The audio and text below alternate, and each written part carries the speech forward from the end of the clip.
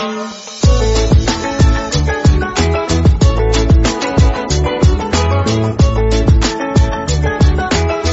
The lord.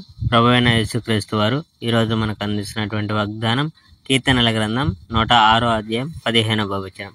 వారు కోరినది ఆయన వారికి ఇచ్చాను. అప్పుడు దేవుడు వారి శత్రువులను సముద్రంలో ముంచివేసి కప్పేశాడు. వారి శత్రువులు ఒక్కరూ తప్పించుకోలేదు.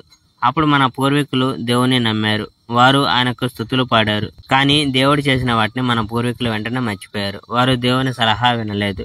మన పూర్వీకులు ఎడారిలో ఆకలిగొన్నారు. అరణ్యంలో వారు దేవుని పరీక్షించారు. కానీ మన పూర్వీకులు అడిగిన వాటిని దేవుడు వారికి ఇచ్చాడు. అయితే దేవుడు వారికి ఒక భయంకర రోగాన్ని కూడా ఇచ్చాడు. ప్రజలు మోషే మీద అసూయపడ్డారు. యెహోవా పవిత్ర యాజకుడు అహరోను మీద వారు అసూయపడ్డారు. కనుక అసూయపరులను దేవుడు శిక్షించాడు. భూమి తెరచుకొని దాతానును మింగివేసింది. తర్వాత భూమి మూసుకుంటూ అభిరాము సహచరులను కప్పివేసింది. ఇప్పుడు ఒక అగ్ని ఆ ప్రజా సమూహాన్ని కాల్చివేసింది. ఆ అగ్ని ఆ దుర్మార్గులను కాల్చివేసింది. హోరేబు కొండ వద్ద ప్రజలు ఒక బంగారు దూడను చేశారు. వారు ఆ విగ్రహాన్ని ఆరాధించారు.